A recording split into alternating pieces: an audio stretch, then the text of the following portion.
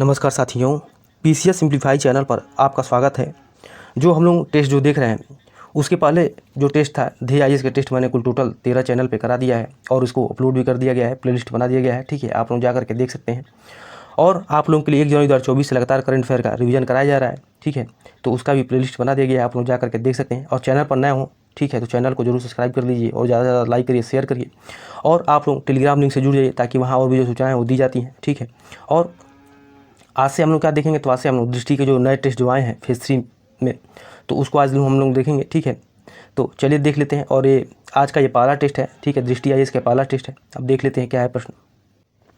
पहला प्रश्न है कि शिक्षा कल्प व्याकरण निरुक्त छंद और ज्योतिष ग्रंथ किसका हिस्सा है? तो ये दिया उपनिषद का, बी दिया आरण्यक का, सी दिया ब्राह्मण का, डी दिया वेदांग का। तो देखें तो शिक्षा कल्प व्याकरण निरुक्त छंद और ज्योतिष ग्रंथ किसका हिस्सा है? तो वेदांग का हिस्सा है। किसका है? तो वेदांग का हिस्सा है। और वेदांग क्या है? तो वेदांग को हिंदू धर्म के सहायक विषयों के रूप में विकसित किया गया था, जो वेदों के अध्ययन से क्या है, तो वेदों के अध्ययन से जुड़ा हुआ था। और देखें तो संभवतः जो है कि वैदिक काल के अंत में कब तो पहली सहस्राब्दी ईसा पूर्व के मध्य में के आसपास क्या हुआ, तो इसको विकसित किया गया था। ठीक है, और ये कुल कितने हैं? तो ये 6 हैं। ठीक है, कौन कौन से? तो शिक्षा है, कल्प है, व्याकरण है, निरुक्त है, छंद है और ज्योतिष ग्रंथ है। आप लोग भी ध्यान रखिएगा, पूछ लेता है कभी कभी। और शिक्षा में क्या है? तो शिक्षा में बता दें, इसमें उच्चारण और वैदिक पाठ के नियमों पर यह केंद्रित है। छंद क्या है? तो छंद में क्या है? छंद में देखेंगे तो छंद में क्या है? तो काव्यात्मक से संबंधित है। व्याकरण क्या है? तो व्याकरण आप लोग को पता ही होगा, व्याकरण और भाषाई विश्लेषण से संबंधित है। और निरुक्त क्या है? निरुक्त थोड़ा सा जाने हम लोग, तो निरुक्त जो है कि पुरातन शब्दों की व्युत्पत्ति की इसमें व्याख्या की खोज की गई है। और कल्प क्या है? तो कल्प जो है, कल्प में मानकीकृत वैदिक अनुष्ठान और संस्कार है। ज्योतिष में क्या है? तो ज्योतिष में समय निर्धारण ज्योतिष और खगोल विज्ञान पर केंद्रित है, नाम से ही पता चल रहा है। तो पहले का डी हो जाएगा। दूसरा प्रश्न है कि वेद और ब्राह्मणों की निम्नलिखित में से कौन सा सही ढंग से सुमिलित नहीं है? ठीक है, तो देख लेते हैं इसमें।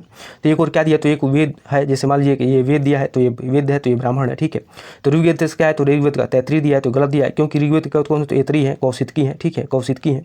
और यजुर्वेद क्या दिया? तो यजुर्वेद का एतरे दिया है, देखिए ऊपर नीचे दे दिया। तो यजुर्वेद क्या हो जाएगा? तो यजुर्वेद का आपका तैतरी है। ठीक है, तैतरी है। उसके बाद सतवत है। सामवेद क्या दिया? सामवेद का कौशितकी दिया है, तो देखें तो ये भी गलत दिया है, क्योंकि सामवेद क्या है? तो सामवेद के कौन कौन से ब्राह्मण है? तो जैमिनी है, छंदोग्य है। ठीक है, अथर्ववेद क्या है? तो अथर्ववेद के गोपथ है। तो बिल्कुल ये देखें तो ये सही दिया है। तो इसमें क्या प्रश्न था कि कौन सा सही ढंग से सुमिलित है? तो ये दूसरे क्या हो जाएगा? दूसरे का डी हो जाएगा। ठीक है, क्या हो जाएगा? दूसरे का डी हो जाएगा आंसर इसका। और देखें तो ऋग्वेद किसे समय, तो इसमें देखेंगे तो जो विभिन्न देवताओं की स्थिति के बारे में इसमें क्या है? तो इसमें ऋचाएँ शामिल हैं।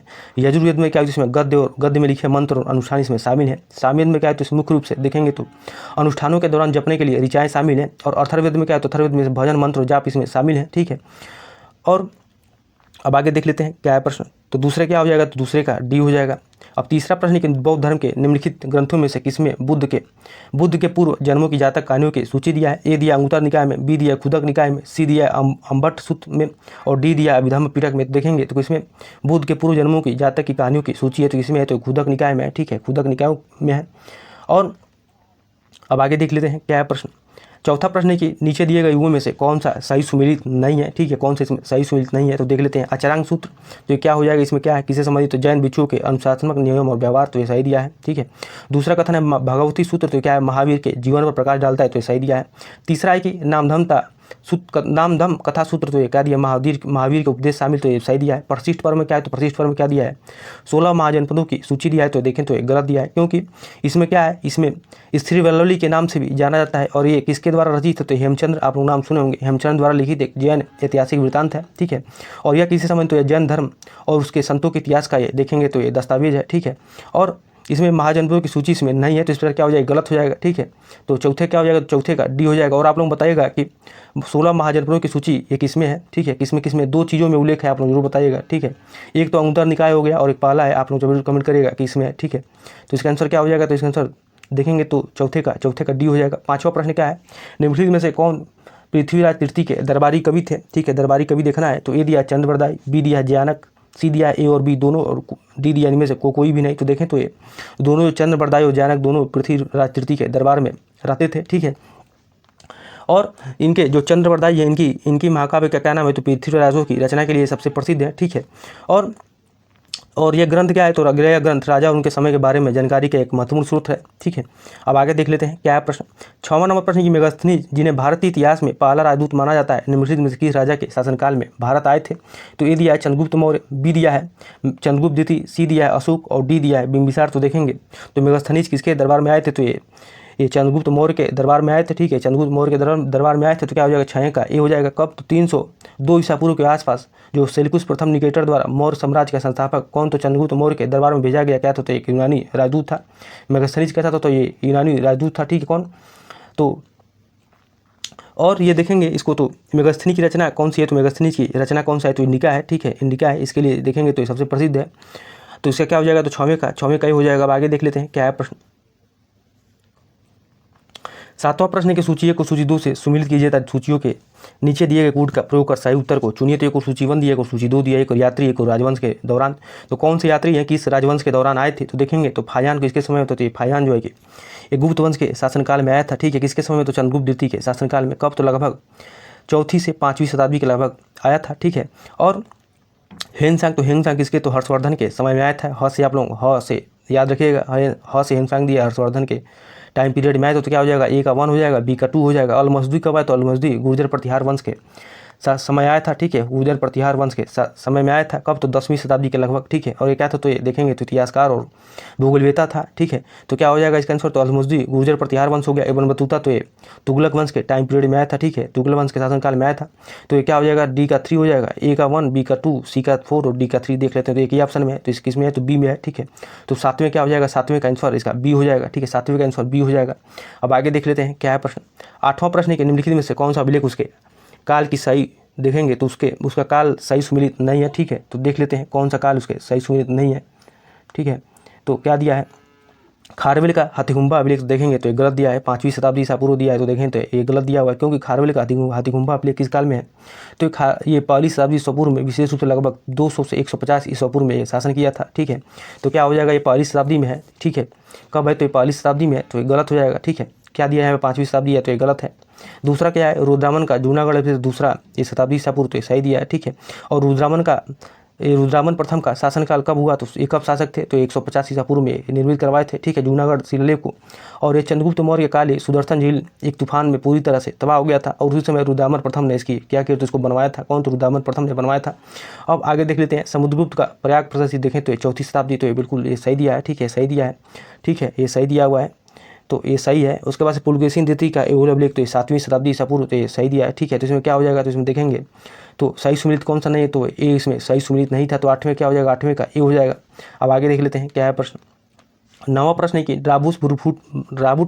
रॉबर्ट ब्रूसफुट और अरुण सोलंकी प्रसिद्ध थे। ए दिया भूवैज्ञानिक, बी दिया वास्तुकार, सी दिया चित्रकार और डी दिया अर्थशास्त्री। तो ये कौन थे? तो रॉबर्ट ब्रूसफुट और अरुण सोलंकी किस लिए प्रसिद्ध? तो ये भूवैज्ञानिक थे, ठीक है। क्या थे? तो भूवैज्ञानिक थे। अब आगे देख लेते हैं क्या है प्रश्न। 10वां प्रश्न सूची 1 को सूची 2 से सुमिलित कीजिए और सूचियों के नीचे दिए कूट का प्रयोग कर सही उत्तर को चुनिए, ठीक है। तो देख लेते हैं क्या है। हड़प्पा ये किस नदी के किनारे था? तो हड़प्पा जो है कि ये रावी नदी किनारे था। किसके किनारे था? तो ये रावी नदी के। तो हड़प्पा क्या हो जाएगा? हड़प्पा रावी नदी किनारे। चंदहुद्रो, तो चंदहुद्रो आपका सिंधु नदी किनारे। कालीबंगा, तो कालीबंगा कहाँ पर? तो कालीबंगा आपका गगर नदी किनारे, ठीक है। और धौलावीरा तो किसके? तो लूनी के किनारे, ठीक है, लूनी नदी किनारे। तो हड़प्पा की खोज किसने किया? तो हड़प्पा की खोज दयाराम साहनी ने। कब? तो 1921 में। और ये कहाँ पर था? तो पंजाब में, ठीक है, पंजाब के पाकिस्तान के मोंटगोमरी जिले के रावी नदी के तट पर स्थित था। चंदहुद्रो की खोज तो किसने? तो NG मजुमदार इसके उथनकर्ता थे। कब? तो 1931 में, ठीक है। कालीबंगा के तो अमलानंद घोष। कब? तो 1953 में। और धौलावीरा कौन थे? धौलावीरा के RS बिष्ट थे। कब? तो 1985 में इसके उत्खनन किए थे, ठीक है, खुदाई किए थे। और एक फैक्ट आप लोग और भी तैयार रखिएगा कि हड़प्पा से क्या क्या मिले हैं। तो हड़प्पा से क्या क्या मिले? तो मानव शरीर की रचना की बलुआ पत्थर की मूर्तियाँ, और देखेंगे तो अन्नागार और बैलगाड़ियाँ। तो वही चंदहुद्रो से क्या मिला? चंदहुद्रो से मूर्ति बनाने वालों की दुकान, बिल्ली का पीछा करते हुए कुत्ते के पैरों का निशान। तो कहाँ से? चंदहुद्रो से। कालीबंगा से क्या मिला? तो कालीबंगा से अग्निवेदिका, ऊँट की हड्डियाँ, लकड़ी का हल। और धौलावीरा से क्या मिला? धौलावीरा से जल संचयन प्रणाली और जल भंडार कहाँ से? तो ये धौलावीरा से, ठीक है। तो इसका आंसर क्या हो जाएगा? देख लेते हैं। तो ए का क्या हो जाएगा? तो ए का 2 हो जाएगा। उसके बाद से ए का 2, और ये क्या था? चंदहुद्रो सिंधु दिया था, ठीक है, चंदहुद्रो सिंधु दिया था। और कालीबंगा कहाँ पर? तो कालीबंगा आपका कालीबंगा गग्गर। धौलावीरा कहाँ पर? धौलावीरा लूनी। तो इसका आंसर क्या हो जाएगा? तो 10वें का आंसर क्या हो जाएगा? तो 10वें का सी हो जाएगा, ठीक है, 10वें का सी हो जाएगा। अब आगे देख लेते हैं क्या है प्रश्न।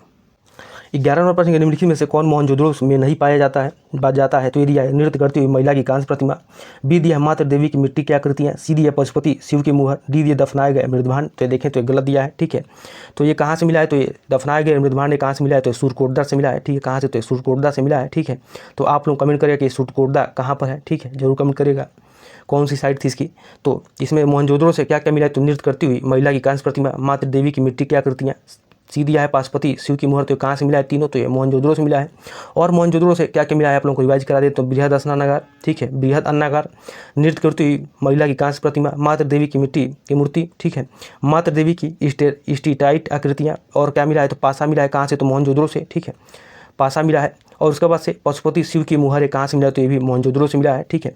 और सुरकोटदा से क्या मिला है, तो इसमें घोड़े के अवशेष मिले हैं, कहाँ से, सुरकोटदा से, ठीक है। तो अब आगे देख लेते हैं क्या है प्रश्न, और आप लोग बताइएगा कि सुरकोटदा किस साइड में है, ठीक, किस कहाँ पर था ये, किस साइड में था, ठीक है।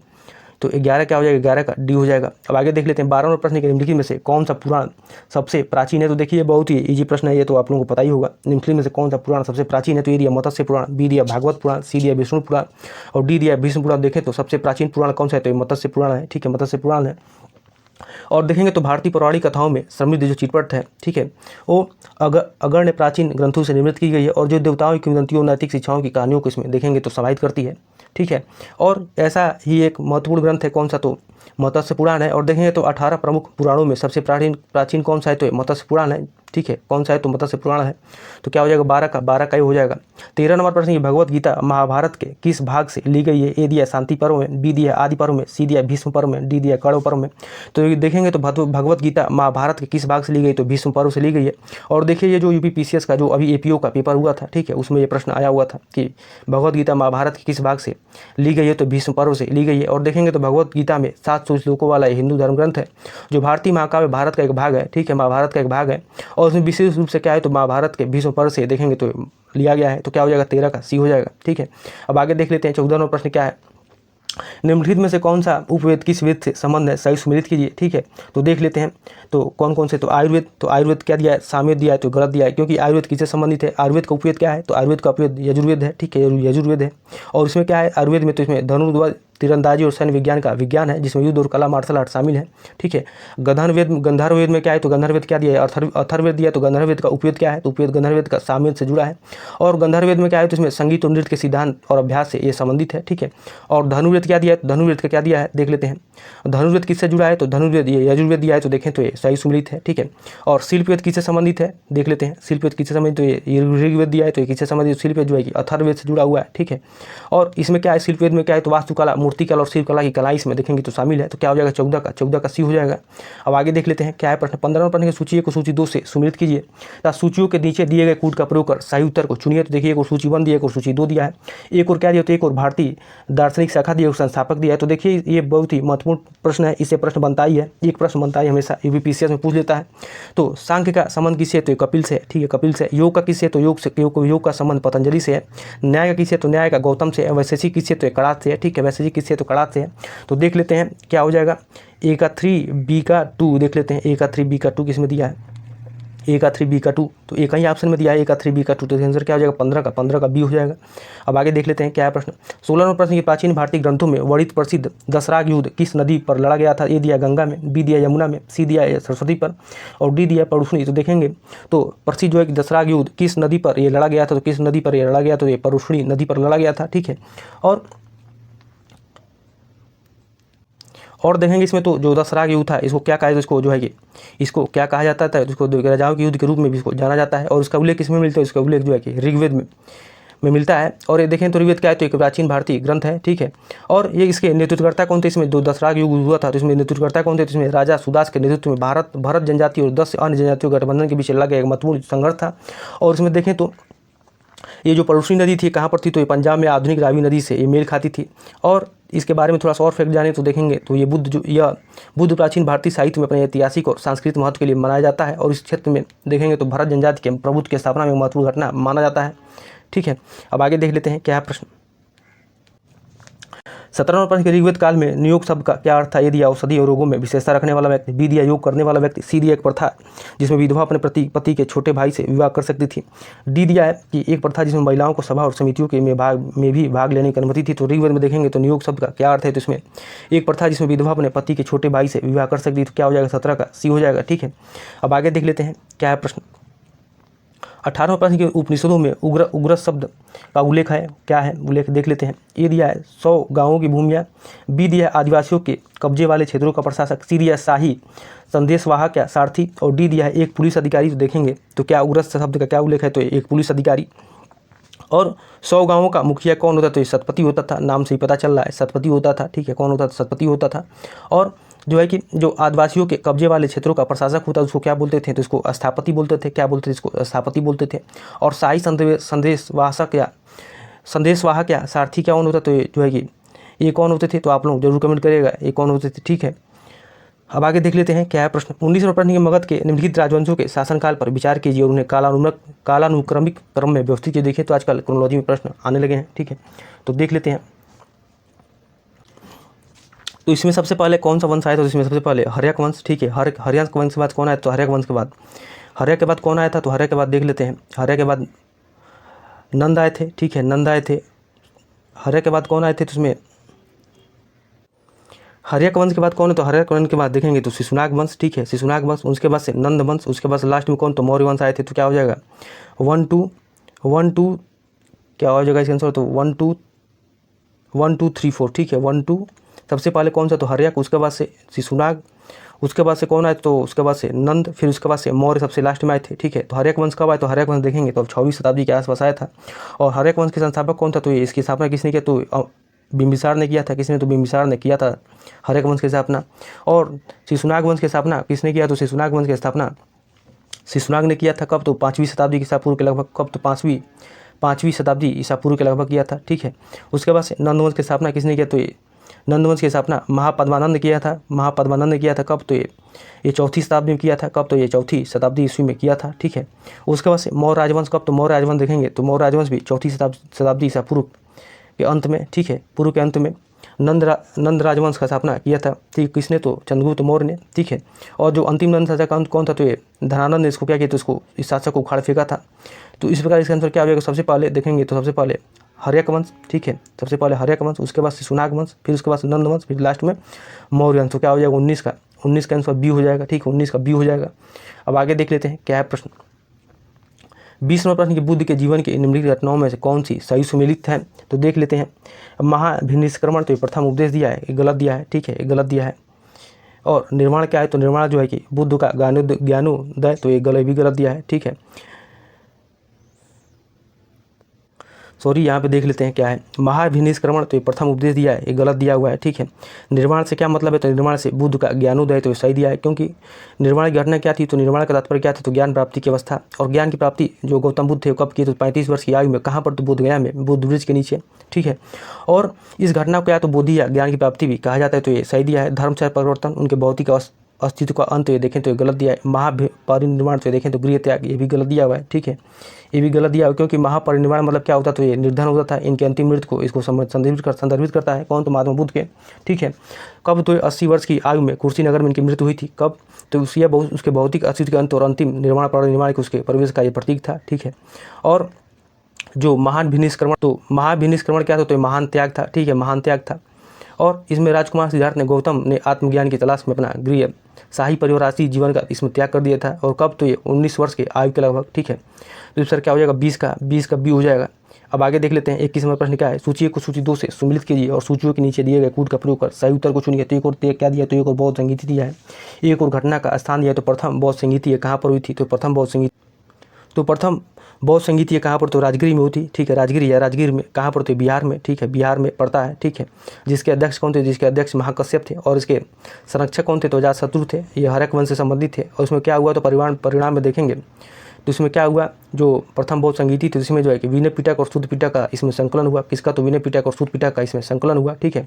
और जो द्वितीय बौद्ध संगीति है कब हुआ, तो द्वितीय बौद्ध संगीति कब होता है, 383 ईसा पूर्व में। कहाँ पर, तो ये वैशाली बिहार में, ठीक है, वैशाली बिहार में। जिसके अध्यक्ष कौन है, तो जिसके अध्यक्ष जो है कि सावा कामी रहते हैं। और इसके संरक्षक कौन है, तो संरक्षक कालाशोक या शिशुनाग वंश से संबंधित थे। और इसका परिणाम क्या होता है, इसमें जो है कि जो बैठक होती है बौद्ध संगीत होती है, इसमें क्या होता है, स्थारवादी और महासंयोग का इसमें उदय होता है, ठीक है। अब आगे देख लेते हैं क्या दिया है। और तृतीय जो बौद्ध संगीति होता है तो ये कब होता है 250 ईसा पूर्व के लगभग होता है। कहाँ पर? तो पाटलिपुत्र में होता है, ठीक है, पाटलिपुत्र में होता है। जिसके अध्यक्ष कौन? तो मोगलीपुत्र तीस रहते हैं और संरक्षक कौन? तो अशोक रहते हैं, ठीक है, मौर्य वंश से संबंधित थे। और इसमें परिणाम क्या होता है? इसमें परिणाम देखेंगे तो अभिधम पिटक का इसमें संकलन होता है कब? तो तृतीय बौद्ध संगीति में। और चतुर्थ बौद्ध संगीति कहाँ पर? तो कश्मीर में होता है, ठीक है, कुंडलवन कश्मीर में। जिसके अध्यक्ष कौन है? तो वसुमित्र रहते हैं या सुघोष, वसुमित्र, अशुघोष भी कहते हैं इनको। और संरक्षक कौन? तो कनिष्क या कुषाण वंश से संबंधित थे, ठीक है। और इसमें क्या परिणाम होता है? इसमें परिणाम देखेंगे तो इसमें महाव्यासा शास्त्र हीनयान और महाया संप्रदाय में इसमें विभाजन हो जाता है, ठीक है। तो इस प्रकार इसका आंसर देखेंगे तो क्या हो जाएगा? इसका आंसर तो 21 का बी हो जाएगा, ठीक है, 21 का बी हो जाएगा। अब आगे देख लेते हैं क्या है प्रश्न। 22वां प्रश्न कि बौद्ध धर्म के संदर्भ में निम्नलिखित में से कौन सा सही है? ए दिया सूत पिटक बौद्ध धर्म का मठवासी संहिता है, बी दिया विनय पिटक बुद्ध के उपदेशों का संकलन है, सी दिया मिलिंद वानु मंगलीपुत्र तीस और नागसेन के बीच एक संवाद है, डी दिया महाव्यासा शास्त्र वसुमित्र द्वारा लिखा गया था। तो देख लेते हैं इसमें कौन सा इसमें सही दिया है, ठीक है।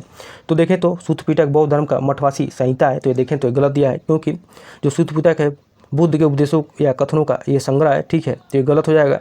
दूसरा है कि विनय पिटक बुद्ध के उपदेशों का संकलन है, ये भी गलत दिया है, क्योंकि जो विनय पिटक है भिक्षु और भिक्षुणियों के लिए नियमों और व्यवहार से युक्त मठवासी संहिता है, ठीक है।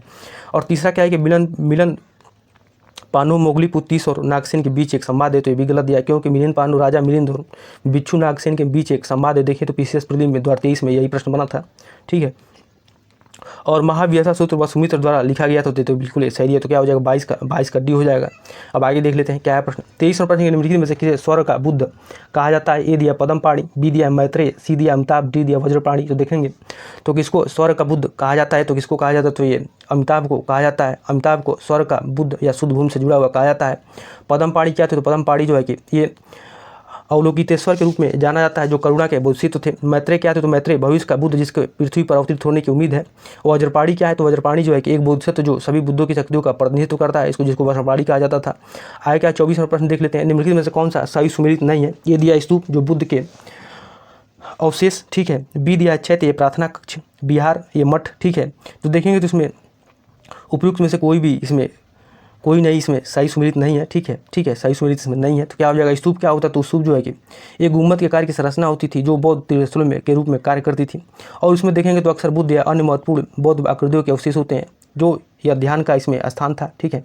और चैत्य क्या होता था? तो चैत्य जो है कि चैत्य क्या होता था? तो ये बौद्ध या प्रार्थना कक्ष होता था, जिससे एक हिस्से पर स्तूप होता है। इन हाल का उपयोग सामूहिक पूजा और प्रार्थना के लिए किया जाता था। तो इसमें कौन सा इसमें क्या दिया है? इसमें कौन सा सही सुमेलित नहीं है? तो देखें तो इसमें सभी तीनों जो है कि सही सुमेलित दिए हुए हैं, ठीक है। बिहार क्या होता? तो बिहार जो है कि बौद्ध मठ होता था, ठीक है, जहाँ भिक्षु रहते थे और ये अपने धर्म का पालन करते थे। इसे समानता भिक्षु के रहने के लिए निवास स्थान या ध्यान कक्ष या अध्ययन क्षेत्र इसमें शामिल थे।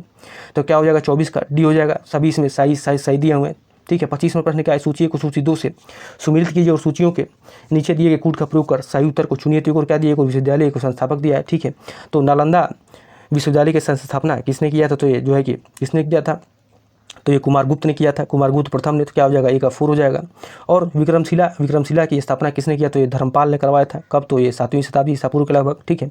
और जगदल विश्वविद्यालय की स्थापना किसने करवाया था? तो जगदल विश्वविद्यालय की स्थापना किसने करवाया था? तो ये राजा रामपाल ने करवाया था, ठीक है, राजा रामपाल ने। कब? तो ये 11वीं शताब्दी के आरंभ में करवाया था, ठीक है। और ये कहाँ पर? तो उत्तर बंगाल अब बांग्लादेश में वरण क्षेत्र में स्थित है। और बल्लभी विश्वविद्यालय की स्थापना किसने की? तो भट्टारक ने करवाया था, ठीक है, भट्टारक ने करवाया था। तो क्या हो जाएगा? ए का 4 और बी का 1 देख लेते हैं किसमें दिया है। ए का 4 बी का 1 एक ही ऑप्शन में है, तो इसका आंसर क्या हो जाएगा? 25 का ए हो जाएगा, ठीक है, 25 का ए हो जाएगा। और पाल वंश का स्थापना किसने किया था? आप लोग जरूर कमेंट करिएगा कि पाल वंश का स्थापना किसने किया था, आप लोग जरूर कमेंट करिएगा, ठीक है। अब आगे देख लेते हैं क्या है प्रश्न। 26वां प्रश्न के निम्नलिखित में से किस जैन तीर्थंकरों का नाम ऋग्वेद में मिलता है? ए दिया ऋषभदेव, बी दिया अरिस्टोनोमी, सी दिया महावीर और डी दिया ए और बी दोनों में। तो देखें तो किस जैन तीर्थंकरों का नाम ऋग्वेद में मिलता है? तो ऋषभदेव का भी मिलता है, अरिस्टोनोमी का भी मिलता है, लेकिन महावीर का इसमें नहीं मिलता है। तो क्या हो जाएगा? 26 का डी हो जाएगा, ए और बी दोनों में। और देखें तो जो अर्थिम तीर्थंकर थे ये महावीर थे, ठीक है। और विष्णु पुराण और भागवत पुराण में भी ऋषभ को नारायण का अवतार बताया गया है, ठीक है। और दो जैन तीर्थंकर ऋषभ और अष्टोनमी, ठीक है, जिनके प्रतीक क्या? तो अष्टोनमी का संघ था, ठीक है, ऋषभ का बैल था, के नाम से ऋग्वेद में मिलते हैं। जो अर्थिम 2 3 पार्श्वनाथ कौन थे? पार्श्वनाथ 23वें थे। और महावीर कौन थे? तो महावीर जो है कि 24वें थे। तो क्या हो जाएगा? 26 का डी हो जाएगा, ठीक है। अब आगे देख लेते हैं क्या है। 27वां प्रश्न निम्नलिखित में से कौन जैन धर्म का व्रत नहीं है? ए दिया अहिंसा, बी दिया अस्तेय, सी दिया अपरिग्रह, डी दिया गृहस्थ। देखेंगे तो कौन से इसमें जैन धर्म का व्रत नहीं है? तो ये गृहस्थ नहीं था, ठीक है। बाकी कौन सा? तो अहिंसा, ये हिंसा न करना, ठीक है। अस्तेय क्या? तो चोरी न करना, ठीक है। अपरिग्रह क्या? तो संग्रह न करना। और क्या थे, तो सत्य, अस्तेय, अपरिग्रह, ठीक है। महावीर ने चारों शिक्षाओं को अपनाया और इसमें एक और अनुव्रत, ब्रह्मचर्य, संयम इसमें शामिल किया गया। तो क्या था, तो अहिंसा था, सत्य था, अस्तेय था, अपरिग्रह था, ठीक है। सत्य था, अस्तेय था, अपरिग्रह था, ठीक है। 4 थे। तो 27 क्या हो जाएगा, 27 का डी हो जाएगा, ठीक है। 28वां प्रश्न कि जैन धर्म महावीर के संदर्भ में निम्नलिखित में से कौन सा कथन इसमें सही नहीं है, तो ये दिया है, देख लेते हैं। ये महावीर ने ऋजुपालिका नदी के तट पर कैवल्य प्राप्त किया था, तो बिल्कुल ये सही दिया। अभी हम ऊपर देखे थे, महावीर ने अपना उपदेश पावा में दिया था, ठीक है। तो ये भी देखें तो ये भी सही दिया है। तीसरा है कि महावीर ने पाटलिपुत्र में प्रथम जैन संगीत में भाग लिया था, तो ये देखें तो गलत दिया है, क्योंकि देखें तो जो महावीर थे वो किसी भी जो जैन संगीतियाँ थी किसी भी जैन संगीति में शामिल नहीं थे, ठीक है। किसी भी जैन संगीति में सम्मिलित नहीं हुए थे। और जो पहली जो जैन संगीति थी ये महावीर मृत्यु के काफ़ी समय बाद हुआ था। कब, तो ये 3री शताब्दी में हुआ था। कब, ये तो 3री शताब्दी ईसा पूर्व के आसपास हुआ था, जिसमें सम्राट चंद्रगुप्त मौर्य के संरक्षण में पाटलिपुत्र आधुनिक पटना में आयोजित की गई थी। और इसका आयोजन जो था जैन धर्म के अनुयायियों के द्वारा महावीर की शिक्षाओं को संकलित और संरक्षित करने के लिए किया गया था, ठीक है। और प्रथम जैन संगीति कहाँ पर हुआ था, तो प्रथम जैन संगीति अभी हम देखें पाटलिपुत्र में आयोजित हुआ था। कि अध्यक्षता जिसने कौन किया, तो स्थूलभद्र ने किया था। कब हुआ था, तो ये 3री शताब्दी में हुआ था, ठीक है। उसके बाद से आगे क्या दिया है देख लेते हैं। तो क्या हो जाएगा इसका आंसर देखें तो इसका आंसर जो है कि इसका आंसर क्या हो जाएगा 28 का देखें तो इसका सी हो जाएगा। महावीर ने जैन धर्म के 5 व्रतों में ब्रह्मचर्य संयम को सम्मिलित किया था, तो ये बिल्कुल सही दिया है। अभी हम ऊपर देखे ही थे। तो क्या हो जाएगा इसका आंसर, तो 28 का सी हो जाएगा। अब आगे देख लेते हैं क्या है प्रश्न। 29वां प्रश्न की जैन ग्रंथ प्रशिष्ट पर्व किसके द्वारा लिखा गया, तो ये दिया भद्रबाहु, बी दिया हेमचंद्र, सी दिया स्थूलभद्र और डी दिया सुघोष। देखें तो जैन ग्रंथ प्रशिष्ट पर्व किसके द्वारा लिखा गया, तो हेमचंद्र के द्वारा। क्या हो जाएगा, तो 29 का बी हो जाएगा, ठीक है। और प्रशिष्ट पर्व क्या है, तो जैन भिक्षु के ऐतिहासिक वृत्तांत है, ठीक है। और अब आगे देख लेते हैं क्या है प्रश्न। अशघोष क्या है, तो अशघोष क्या थे, तो इनके बारे में थोड़ा सा हम जान लेते हैं। अशघोष जो है कि एक बौद्ध दार्शनिक और कवि थे। उनकी कृतियाँ क्या है, तो बुद्धचरित है, ठीक है। सौदारानंद है और वर्ज सूची है, इनकी रचना है, तो अशघोष की है, ठीक है। अब आगे देख लेते हैं क्या है प्रश्न। 30वां प्रश्न कि स्यादवाद और अनेकतावाद के सिद्धांत निम्नलिखित में से किससे जुड़ा है, तो ये दिया आजीवक संप्रदाय से, बी दिया जैन संप्रदाय से, सी दिया बौद्ध धर्म से, डी दिया उत्तर मीमांसा से। तो स्यादवाद और अनेकतावाद के सिद्धांत निम्नलिखित में से किससे जुड़े हैं, तो जैन धर्म से जुड़े हुए हैं। तो क्या हो जाएगा 30 का बी हो जाएगा। अब आगे देख लेते हैं क्या है प्रश्न। 31वां प्रश्न अशोक के अभिलेख निम्नलिखित में से किस लिपि में लिखे गए थे, तो ये दिया ग्रीक भाषा में, बी दिया आर्मेयिक भाषा में, सी दिया खरोष्ठी भाषा में, डी दिया उपयोग सभी में। तो देखें तो अशोक के जो अभिलेख थे किस लिपि में लिखे गए, तो ग्रीक में भी हैं, आर्मेयिक में भी है, खरोष्ठी में भी। तो क्या हो जाएगा 31 का डी हो जाएगा, ठीक है। और जो ब्राह्मी जो लिपि थी, ठीक है, ब्राह्मी जो लिपि थी कहाँ पर पाई गई, तो मध्य पूर्वी भारत में। खरोष्ठी कहाँ पर, तो खरोष्ठी जो है कि उत्तर पश्चिमी भारत में, ठीक है। और द्विभाषी ग्रीक आर्मेयिक कहाँ पर, तो ये कंधार में, ठीक है, पाई गई हैं, ठीक है। प्रयोग किया गया है कहाँ पर, तो लिपियों का इसमें प्रयोग किया गया है। और ये अभिलेख जो है कि बौद्ध सिद्धांतों नैतिक उद्देश्यों के प्रसार के लिए क्रम में देखेंगे तो अशोक की प्रतिबद्धता के प्रमाण के रूप में कार्य भी करते हैं। तो क्या हो जाएगा 31 का डी हो जाएगा। 32वें प्रश्न के नीचे दिए गए कथनों में से कौन से सही हैं। यदि अशोक ने 361 ईसा पूर्व में कलिंग युद्ध लड़ा था, ठीक है। दूसरा कथन है कि अशोक के प्रमुख अभिलेख 13 में कलिंग युद्ध का उल्लेख मिलता है, देखेंगे तो दूसरा एक कथन सही दिया हुआ है, ठीक है। और अशोक ने 361 ईसा पूर्व नहीं बल्कि 261 ईसा पूर्व में कलिंग युद्ध लड़ा था, तो ये क्या हो जाएगा गलत हो जाएगा। तो 32 का देखें तो 32 से केवल 20 का आंसर हो जाएगा, क्योंकि दूसरा कथन इसमें सही दिया है और जो पहला कथन है गलत दिया हुआ है, ठीक है। और देखें तो अशोक जो है कि अशोक जिसे अशोक महान के नाम से भी जाना जाता है, लगभग 268 ईसा पूर्व से 232 ईसा पूर्व तक मौर्य साम्राज्य पर शासन किया और वह चंद्रगुप्त मौर्य के पुत्र और सम्राट बिंदुसार के पुत्र थे, ठीक है। और अशोक के शासनकाल के दौरान ही कलिंग युद्ध हुआ था। किसके दौरान, तो अशोक के शासनकाल के दौरान ही कलिंग युद्ध हुआ था, ठीक है। और इस शिलालेख में देखेंगे तो अशोक ने किसमें, तो ब्राह्मी और खरोष्ठ लिपि में जो बृहद शिलालेख है 13 में, बृहद शिलालेख 13 में क्या है, तो इस शिलालेख में अशोक ने युद्ध के कारण हुई पीड़ा के लिए पश्चाताप व्यक्त किया और धार्मिकता और करुणा के प्रति अपनी प्रता पर बल दिया। तो अशोक के जो जितने भी शिलालेख हैं आप उसको तैयार रख लिएगा कि प्रथम में क्या है, द्वितीय में क्या है, ठीक है, तृतीय में क्या है, ये प्रश्न बनता ही है। अब आगे देख लेते हैं क्या है प्रश्न।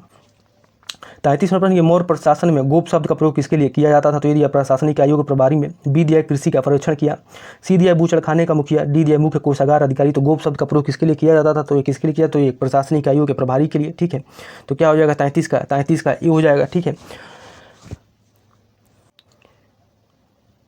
अब आगे देख लेते हैं क्या है। 34वां प्रश्न की निम्नलिखित में से कौन दिल्ली सल्तनत में पत्राचार विभाग था, ठीक है। तो क्या था, कौन सा था, तो ये दीवाने रिसालत, दीवाने अर्थ, दीवाने हिंसा, दीवाने कोही। तो कौन सा पत्राचार विभाग था, तो दीवाने हिंसा था, ठीक है, दीवाने हिंसा था। और दीवाने रिसालत क्या, तो विदेश मामलों का विभाग था, ठीक है, विदेश मामलों का विभाग था। और दीवाने अर्थ क्या, तो दीवाने अर्थ सैन्य विभाग से संबंधित था, ठीक है। दीवाने कोही क्या था, तो दीवाने कोही कृषि विभाग था। और बताइएगा कि दीवानी कोही की स्थापना किसने किया था, आप लोग जरूर कमेंट करेगा। और भी जो विभाग थे उनको थोड़ा सा देख लेते हैं। दिल्ली सल्तनत के जो महत्वपूर्ण विभाग है, दीवाने अर्थ तो ये सैन्य विभाग था, अभी हम लोग बताया। और दीवाने रिसालत तो विदेश मामलों का विभाग था, दीवाने हिंसा तो पत्राचार विभाग था, दीवाने दीवाने कोई तो ये कृषि विभाग था, ठीक है। दीवाने कोई क्या तो कृषि विभाग था। और दीवाने बंदगान तो ये दास विभाग था। दीवाने खैरात तो ये दान विभाग था। दीवाने वजारत का तो राजस्व और वित्त प्रशासन विभाग था, ठीक है। आप लोग ये जरूर तैयार रखिएगा। 35वां प्रश्न, दिल्ली सल्तनत के दौरान चालगानी को इस नाम से जाना जाता था। ए दिया है 40 तुर्क गुलाम अमीर, बी दिया पोलो का खेल, सी दिया तांबे का सिक्का और डी दिया उपयुक्त में से कोई नहीं। तो देखें दिल्ली सल्तनत के दौरान चालगानी को इस नाम से जाना था किसको, 40 तुर्क गुलाम अमीर को तुर्काने चेलगानी भी इसको बोलते हैं, ठीक है। और देखें तो किसने बनाया, इल्तुतमिश ने अपनी बेटी रजिया को, जिसने तो 1236 से 1240 तक इनका टाइम पीरियड आता है रजिया सुल्तान का, ठीक है। तो इस सियासत पर बैठने का फैसला किया, ठीक है। और देखें तो इसके बारे में थोड़ा सा और जाने हम लोग। तो अपना दावा जताने के लिए रजिया को अपने भाइयों के साथ क्या कर सकते, 40 तुर्की कुलीनों के खिलाफ भी संघर्ष करना पड़ा और यह केवल 3 वर्ष तक ही शासन कर पाई, ठीक है। और इनकी हत्या कैथल में हो जाती है डाकुओं के द्वारा, ठीक है। कैथल में हो जाता है इनकी हत्या। और 40 ये तुर्काने चेलगानी का विनाश कौन करता है, तो आप लोग जरूर कमेंट करिएगा कि तुर्काने चेलगानी का विनाश की कौन करता है, ठीक है। तो क्या हो जाएगा इसका 35 का ही हो जाएगा। अब आगे देख लेते हैं। 36वां प्रश्न के निम्नलिखित में से किसने रक्त और लौ नीति अपनाई थी, तो ये दिया बलबन, बी दिया अलाउद्दीन खिलजी, सी दिया मोहम्मद तुगलक, डी दिया सिकंदर लोदी। तो देखें तो रक्त और लौ नीति किसने अपनाई थी, तो ये बलबन ने अपनाया था। किसने, तो ये बलबन ने अपनाया था, ठीक है। बलबन ने अपनाया था। किस लिए, तो देखें तो राजशाही और तुर्क सरदारों के बीच क्या होता था, संघर्ष जारी रहता था। और एक जो है कि तुर्क सरदार कौन, तो उलूग खां इसमें का शासन नहीं आया, जिसे बाद में इतिहास में बलबन की उपाधि दी गई। उसने सैन्य विभाग के लिए क्या किया, तो सैन्य विभाग दीवाने अर्थ की पुनर्स्थापित किया। और देखें तो सैनिकों तथा सैन्य कर्मियों को पेंशन प्रदान किया, जो सेवा के लिए क्या तो है तो उपयुक्त नहीं था उस समय। और उसने क्या किया, देखें तो जो बलबन था, बलबन ने गंगा जमुना के दुआ में औरत के हिमातियों, राजपूतों, जमदारों, डकैतों से निपटने के लिए लौ और लोहे की नीति अपनाई थी, ठीक है। और देखेंगे इसके बारे में और भी थोड़ा सा जाने हम लोग। तो दोआब और कटिहार आधुनिक रोहिलखंड में उसने जंगलों को साफ करवाया और विद्रोह ग्रामीणों को नष्ट करने, पुरुषों, महिलाओं तथा बच्चों को गुलाम बनाने का आदेश दिया था। कौन, तो बलबन ने। तो 36 का ही हो जाएगा। आगे है कि अलाउद्दीन खिलजी के संदर्भ में निम्नलिखित में से कौन सा कथन सही है, देख लेते हैं। वह अपने सैनिकों को संपूर्ण वेतन नगद में देने वाला प्रथम सुल्तान था। तो बिल्कुल ये सही दिया है, ठीक है। अलाउद्दीन खिलजी ये काम किया था। उसने घोड़ों को दागने की प्रथा प्रारंभ की, जिसे दाग प्रथा कहा जाता है। तो देखें तो ये भी सही दिया है, ठीक है। ये भी सही दिया है। तो क्या हो जाएगा इसमें, तो देखें तो इसका आंसर 37 का सी हो जाएगा, ठीक है। 37 का सी हो जाएगा। और देखें तो अलाउद्दीन खिलजी का टाइम पीरियड क्या, तो 1296 से 1316 ईस्वी तक शासनकाल करता है। इसका शासनकाल रहता है, ठीक है, शासन करता है। और इसका काम क्या करता, तो अलाउद्दीन खिलजी ने अन्ना बाजार, अनाज बाजार, मंडी, वस्त्र बाजार, सराय दल इसको बोलते थे, घोड़ों दासों में उसीवाद के लिए बाजार बनवाया था, ठीक है।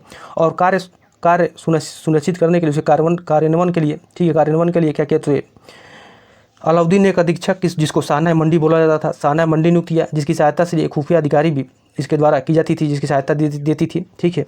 और सशस्त्र बलों को नियमित हाजिरी पर जोर दिया और घोड़ों को दागने की प्रथा भी इसने शुरू किया था। और ताकि क्या हो, तो इससे क्या लाभ हो, तो इससे ताकि सैनिक खराब गुणवत्ता वाले घोड़ों को न लाया जा सके, ठीक है। तो इसका आंसर क्या हो जाएगा, 37 का सी हो जाएगा। अब आगे देख लेते हैं क्या है प्रश्न। 38वां प्रश्न, दिल्ली सल्तनत के संदर्भ में निम्नलिखित में से कौन सा शब्द अर्थ सही सुमिलित है, तो देख लेते हैं। दीवाने रिसालत गुलामों का विभाग दिया है, ये गलत दिया है, ठीक है। दीवाने रिसालत क्या होता, तो विदेश मामलों का विभाग होता था, सॉरी। दीवाने रिसालत क्या होता, विदेश मामलों का विभाग होता था। मुकद्दम तो गाँव का मुखिया, ये सही दिया है, ठीक है, सही दिया है। रहट क्या होता है, रहट जो है कि क्या दिया, कपास धुनने वाला उपकरण, तो गलत दिया है, क्योंकि रहट से क्या होता, तो रहट से फारसी ये पहिया होता था। और धुनिया से क्या होता, दुनिया से कपास धुनने वाला उपकरण होता था, नाम से ही पता चल रहा है, ठीक है। और धुनिया क्या है, तो फारसी पहिया दिया है, तो गलत दिया है, ठीक है। और खुद से क्या होता, तो खुद जो है कि खुद क्या होता था, तो ये छोटे जमींदार होते थे। पटवारी क्या होते, पटवारी ग्राम लेखाकार होते थे, ठीक है। तो 38 क्या हो जाएगा, 38 का बी हो जाएगा, ठीक है। आगे देख लेते हैं क्या है प्रश्न। 39वां प्रश्न, निम्नलिखित में किस राज्य को रुहमा कहा जाता था, तो ये दिया पल्लव, बी दिया राष्ट्रकूट, सी दिया प्रतिहार और डी दिया पाल। तो देखें तो किस राज्य को रुहमा कहा जाता, तो ये पाल वंश को रुहमा कहा जाता था, ठीक है। और देखें तो पाल एक क्या है, तो पाल जो है कि एक संस्कृत शब्द है, जिसका अर्थ क्या है, तो रक्षक होता है, ठीक है। और इसे सम्राटों के नाम से भी जोड़ा गया था, जिससे इस साम्राज्य को सपाल वंश के नाम से भी जाना जाता है, ठीक है। पाल क्या है, तो पाल जो है कि महायान बौद्ध धर्म के कट्टर समर्थक थे। किसके, तो बौद्ध धर्म के कट्टर समर्थक होते थे, ठीक है। और पाल वंश ने 8वीं से 12वीं शताब्दी तक इसने शासन किया। और पाल वंश की स्थापना कौन करता, गोपाल जो है कि कब, तो 750 ईस्वी में करता है इसकी स्थापना, ठीक है। और इस वंश के शासकों ने, जो पाल वंश के शासक थे, इसने महाविहार, स्तूप, चैत्य मंदिर और किलों का इसने निर्माण करवाया था, ठीक है। और सुलेमान ने 9वीं शताब्दी के मध्य भारत का दौरा किया था, जिसमें उसने एक कृति का लेखन किया। उस कृति में पाल साम्राज्य को रूमा या धर्म कहा गया। साथ ही उसने यह भी कहा था कि पाल साम्राज्य अपने पड़ोसी प्रतिहारों राष्ट्रकूटों के साथ युद्ध में शामिल थे, ठीक है। तो जो पाल प्रतिहार राष्ट्रकूट वंशों के बीच हुआ था, ठीक है। एक लड़ाई उसमें भी ये पाल जो है कि इसमें शामिल थे। किसने कहा था? तो ये जो है कि सुलेमान ने बताया था। अब आगे देख लेते हैं क्या है प्रश्न। 40वां प्रश्न कि निजामुद्दीन औलिया निम्नलिखित में से किसके अनुयायी हैं थे? तो ये दिया सुहरावादी सिलसिला, बी दिया नक्शबंदी सिलसिला, सी दिया चिश्ती सिलसिला, डी दिया कादरिया सिलसिला। तो देखें तो निजामुद्दीन औलिया निम्नलिखित में से किसके अनुयायी थे? तो ये किससे थे? तो चिश्ती सिलसिला से संबंधित। तो क्या हो जाएगा? 40 का सी हो जाएगा, ठीक है। और चिश्ती सिलसिले की स्थापना किसने किया? तो ये जो है कि मोइनुद्दीन चिश्ती ने किया था। किसने? तो मोइनुद्दीन चिश्ती ने भारत में किया था, ठीक है। और इसका अस्तित्व क्या? तो इसने अस्तित्व की एकता के लिए वहदत अल वजूद के सिद्धांत पर जोर दिया। जिस सिलसिले के सदस्य क्या थे? तो शांतिवादी थे, ठीक है। और ख्वाजा मोइनुद्दीन चिश्ती के शिष्य कौन कौन थे? तो ख्वाजा कुतुबुद्दीन बख्तियार काकी, ठीक है, फरीदुद्दीन गजय शंकर, निजामुद्दीन औलिया और नसरुद्दीन चिराग ने चिश्ती की शिक्षाओं को लोकप्रिय बनाने में आगे बढ़ाने का कार्य किया था। तो क्या होगा? 40 का सी हो जाएगा। अब आगे देख लेते हैं क्या है। नीचे 2 कथन दिए गए जिसमें एक अभिकथन है और दूसरे कारण आर कहा गया। अभिकथन है कि पाल प्रतिहार और राष्ट्रकूटों के बीच त्रिपक्षीय संघर्ष का उद्देश्य कन्नौज पर अधिकार करना था। तो बिल्कुल ये सही दिया है। कन्नौज पर नियंत्रण से तात्पर्य ऊपरी गंगा घाटी और उसके व्यापार और कृषि के समृद्ध संसाधनों पर नियंत्रण से। तो देखें तो ये भी कथन उसके कारण उसका सही दिया है। तो इसका आंसर क्या हो जाएगा? इसका आंसर देखें तो इसका आंसर जो है कि 41 का ए हो जाएगा, ठीक है। 41 का ए हो जाएगा, 41 का ए हो जाएगा। और थोड़ा सा इसके बारे में देखें तो हर्ष के शासनकाल के बाद कन्नौज को उत्तर भारत की संप्रभुता का प्रतीक माना जाता था। और कन्नौज पर देखें तो नियंत्रण से तात्पर्य ऊपरी गंगा घाटी और उसके व्यापार और कृषि के समृद्ध संसाधनों से नियंत्रण से था। इसके अतिरिक्त देखें तो पाल और प्रतिहारों के बीच क्षेत्र पर नियंत्रण के लिए संघर्ष हुआ था, ठीक है। और ये प्रतिहारों का राष्ट्रकूटों से भी ये इसमें संघर्ष हुआ था। तो इस प्रकार क्या हो जाएगा? इसका आंसर तो ये हो जाएगा। अब आगे देख लेते हैं 42वां प्रश्न निम्नलिखित में से किसने विक्रमशिला विश्वविद्यालय की स्थापना की? तो दिया है गोपाल, बी दिया धर्मपाल, सी दिया देवपाल और डी दिया महिपाल प्रथम। देखें तो विक्रमशिला विश्वविद्यालय की स्थापना किसने किया? तो धर्मपाल ने किया था। कब? तो लगभग इनका टाइम पीरियड क्या? 770 ईस्वी से 810 ईस्वी तक इनका टाइम पीरियड रहता है पाल वंश का, ठीक है। उसी समय लोग करते हैं स्थापना इसका।